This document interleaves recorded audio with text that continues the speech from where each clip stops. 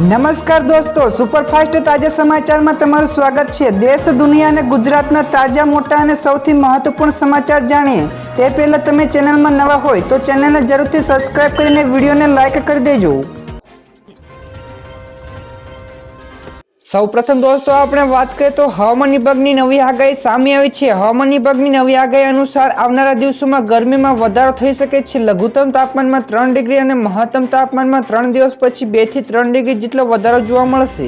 તો ઉત્તર દક્ષિણ દરિયાઈ વિસ્તારોમાં 15 થી 20 કિલોમીટર પ્રતિ કલાકની ઝડપે પવન પણ ફૂંકાઈ શકે છે।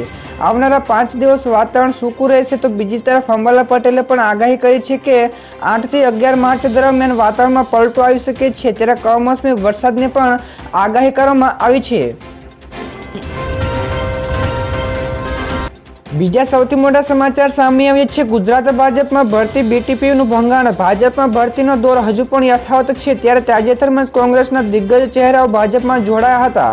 લોકસભાને લઈને ભાજપ જાણે તેનો નવો રેકોર્ડ બનાવવાની તૈયારીઓ કરી રહ્યું હોય તેવું પણ દેખાઈ રહ્યું છે।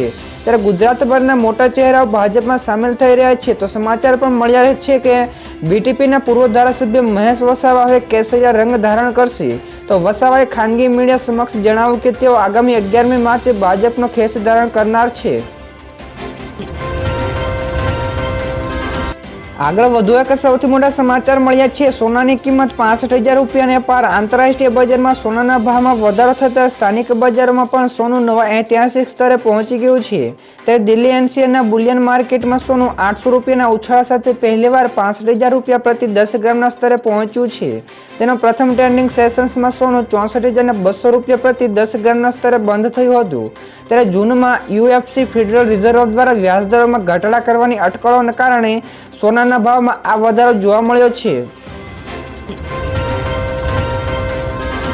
બીજા સૌથી અગત્યના સમાચાર સામે આવ્યા છે। 8 માર્ચથી મનસુખ માંડવિયા ચૂંટણી પ્રચારના પ્રારંભ કરશે। કેન્દ્રીય આરોગ્ય મંત્રી મનસુખ માંડવિયાને લોકસભાની આગામી ચૂંટણી માટે પાર્ટીએ પોરબંદર સીટથી ટિકિટ આપી છે, જેને લઈને 8 માર્ચથી તેઓ પોતાના ચૂંટણીના પ્રચારને વિવિધ પ્રારંભ કરશે। ત્યારે તેમને ચૂંટણી પ્રચારનો કાર્યક્રમ પાર્ટી દ્વારા જાહેર કરવામાં આવ્યો છે। 8 માર્ચે મનસુખ સૌરાષ્ટ્રમાં ઉપલેટા, ધોરાજી, જેતપુર, વીરપુર અને ગોંડલ સહિતના પ્રવાસમાં આવશે। ત્યારે અહીં તેઓ રેલી કરવા ઉપરાંત જનસભાને પણ સંબોધન કરશે। આગળના દોસ્તો બીજા મહત્વપૂર્ણ સમાચાર બજારમાં રત્નાગીરીની હાફૂસ કેરીનું આગમન થયું। રાજકોટમાં ફળોના રાજા કેરીનું આગમન બજારમાં થયું છે। તો રાજકોટમાં રત્નાગીરીની હાફૂસ કેરીનું વેચાણ શરૂ થઈ ગયું છે। ત્યારે ચાલુ વર્ષે કેરી રસિયાઓ માટે સારા સમાચાર કે ગયા વર્ષ કરતાં 1 મહિના પહેલા બજારમાં હાફૂસ કેરી આવી ગઈ છે। તો કેરીના ભાવની વાત કરીએ તો 1 ડઝનના રૂપિયા 1200 લઈને 1500 રૂપિયા હોવાનું પણ સામે આવ્યું છે। તો દોસ્તો આગળના બીજા સૌથી મોટા સમાચાર ગૃહમંત્રીએ સુરત ખાતે એસટી બસોને આપી લીલી ઝંડી। દાદાની સરકારમાં એસટીને વેગવંતી બનાવવા માટે સમયાંતરે નવી બસો ઉમેરવામાં આવી રહી છે। ત્યારે ફરી એકવાર ગઈકાલે સુરત ખાતેથી ગૃહમંત્રી હર્ષ સંઘવીએ 100 જેટલી નવી એસટી બસોના લોકોને સેવા કાજે લોકાર્પિત કરી છે। ત્યારે ગૃહમંત્રીએ 100 બસોને લીલી ઝંડી આપતા ગુજરાત એસટીમાં નવી 100 જેટલી બસો ઉમેરાઈ છે। ત્યારે વાહન વ્યવહાર અને પરિવહન સુવિધાઓ વધે તે હેતુથી સરકારનું આ એક અનેરું પગલું ગણાવ્યું છે। તો દોસ્તો આગળના બીજા સૌથી મોટા સમાચાર મળ્યા છે। ગુજરાત માટે આગામી દિવસો ચિંતાજનક। અંબાલા પટેલે કરી મોટી આગાહી। ગુજરાતીઓને માવઠાથી રાહત મળે તેવી હાલ કોઈ શક્યતાઓ જણાઈ રહી નથી। તો હવામાન નિષ્ણાત અંબાલા પટેલની આગાહી અનુસાર રાજ્યમાં 8 થી 11 માર્ચ અને 18 થી 20 માર્ચે વાતાવરણમાં પલટો આવી શકે છે અને કમોસમી વરસાદ પણ થઈ શકે છે। તો અંબાલા પટેલની આગાહી બાદ ખેડૂતોમાં પણ ચિંતાની લાગણી જોવા મળે છે। ત્યારે ખાસ કરીને કચ્છ, સૌરાષ્ટ્ર તેમજ ઉત્તર ગુજરાતમાં માવઠાથી વધુ અસર જોવા મળી શકે છે। ત્યાર પછીના બીજા સૌથી અગત્યના સમાચાર અકસ્માતોને રોકવા માટે હાઈવે ઉપર લાગશે રબર ટ્રીપ। રોડ ઉપર થતા અકસ્માતોને અટકાવવા માટે સરકાર નવા કિમીઓ અજમાવવા જઈ રહી છે। ત્યારે રાજ્યના હાઈવે ઉપર થતા અકસ્માતોને અટકાવવા હવે રોડ ઉપર લગાવાશે રબર ટ્રીપો। તો આ પ્રકારની રબર ટ્રીપો બેંગલુરુ અને મુંબઈ જેવા શહેરોના રોડ ઉપર જોવા મળે છે। ત્યારે ગુજરાત સરકાર હવે આ રબર ટ્રીપ સરખેજ અને ગાંધીનગર હાઈવે ઉપર લગાવવાની તૈયારીઓ કરી રહ્યું છે। ત્યાર પછી દોસ્તો બીજા સૌથી મોટા સમાચાર મળ્યા છે. દેશની પ્રથમ અંડર વોટર મેટ્રોને લીલી ઝંડી આપી. તો પીએમ મોદી દેશને પ્રથમ વખત અંડર વોટર મેટ્રોની મોટી ભેટ આપી છે. તેમણે કોલકાતામાં અંડર વોટર મેટ્રોને લીલી ઝંડી આપી હતી. તો આ વોટર ટનલ હુગલી નદીથી નીચે બનાવવામાં આવી છે. તો કોલકાતાથી હાવડાને જોડતી આ મેટ્રો દેશમાં એન્જિનિયરિંગનું પ્રથમ ઉદાહરણ બની છે. તો આજથી સામાન્ય લોકોને પણ આ મેટ્રોની મુસાફરીનો આનંદ માણી શકશે. ત્યારબાદ ઝડપથી દોસ્તો આગળના બીજા સૌથી મોટા સમાચાર. ઉનાળાની શરૂઆત પહેલા ઠંડુગાર બન્યું માઉન્ટ આબુ. પહાડી રાજ્યોમાં થયેલી હિમવર્ષાની અસર રાજસ્થાનના માઉન્ટ આબુમાં પણ જોવા મળી રહી છે. ત્યારે માઉન્ટ આબુમાં ગરમીમાં તાપમાન ઊંચું રહે અને માર્ચની શરૂઆતમાં આ પ્રથમ ઘટના બની છે કે જ્યારે માઉન્ટ આબુમાં તાપમાન માઇનસમાં જોવા મળ્યું છે. તો હિલ સ્ટેશન ખાતે માઇનસમાં તાપમાનનો લ્હાવો લેવા સહેલાણીઓ પણ ઉમટ્યા હતા. તો આબુનું લઘુત્તમ તાપમાન -3 ડિગ્રી સુધી નોંધાયું હતું. ત્યારે હવામાન વિભાગના અનુસાર આ ગ્લોબલ વોર્મિંગની અસર પણ છે. ત્યાર પછીના દોસ્તો બીજા સૌથી મોટા સમાચાર. વન નેશન વન ઇલેક્શન અંગે મોટું અપડેટ. દેશમાં વન નેશન વન ઇલેક્શન ઉપર ગત વર્ષથી ચાલી રહેલા પ્રયત્નો વધુ ઝડપી બનશે. તો લો કમિશનર આ મુદ્દે પોતાના રિપોર્ટ આગામી સપ્તાહે કેન્દ્ર સરકારને સોંપી શકે છે.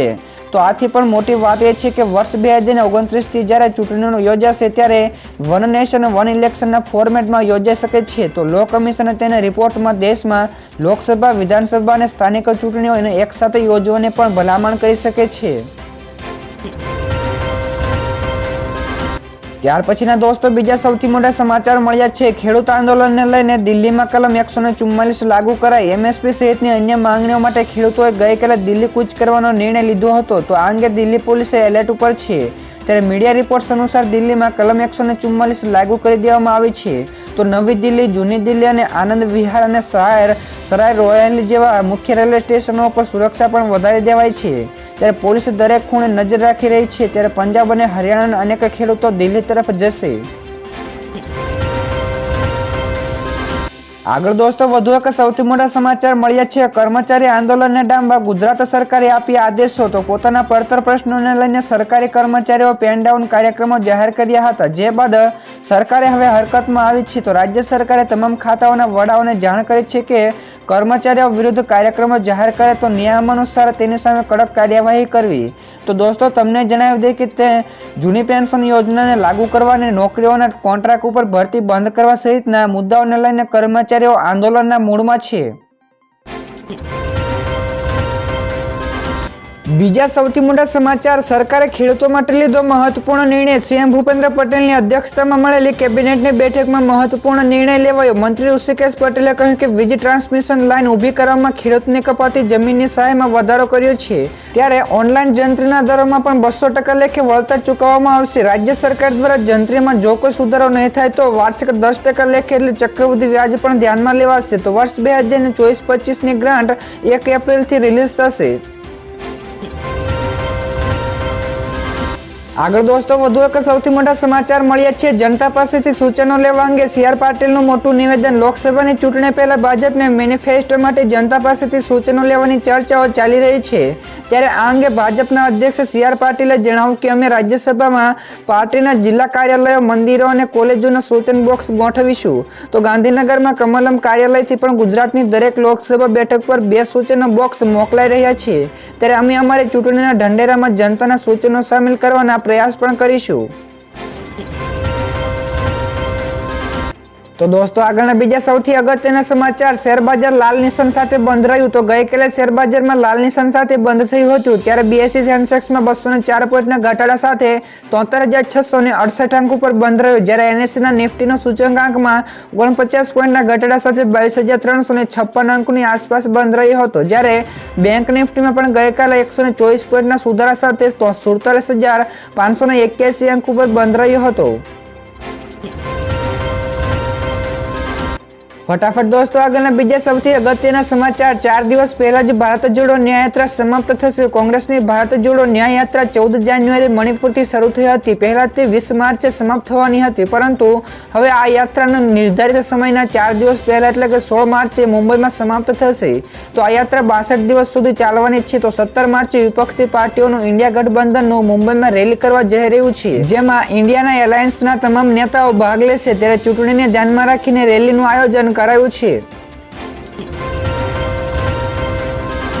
ત્યાર પછી બીજા સૌથી મહત્વપૂર્ણ સમાચાર, હિમવર્ષાને માવઠું થતા ખેડૂતોને ભારે નુકસાન. હવામાન વિભાગની આગાહીના માહોલ વચ્ચે દેશના અનેક રાજ્યોમાં વરસાદ વરસ્યો છે. ત્યારે જમ્મુ કાશ્મીરમાં પણ ભારે હિમવર્ષા થઈ રહી છે. ત્યારે યુપી અને બિહારમાં પણ ભારે પવન સાથે વરસાદ વરસ્યો. ત્યારે દેશના અનેક ભાગોમાં સ્નોફોલ અને માવઠાનો માર લોકોને સહન કરવો પડ્યો છે. જો કે હવામાન વિભાગની આગાહી મુજબ 7 માર્ચ સુધી ઉત્તર ભારતમાં વરસાદી માહોલ જોવા મળશે. ત્યારે ગુજરાતના હવામાન વિભાગની પણ આગાહી મુજબ માર્ચ મહિનામાં લોકોને ગરમીથી સેકાવવું પડશે.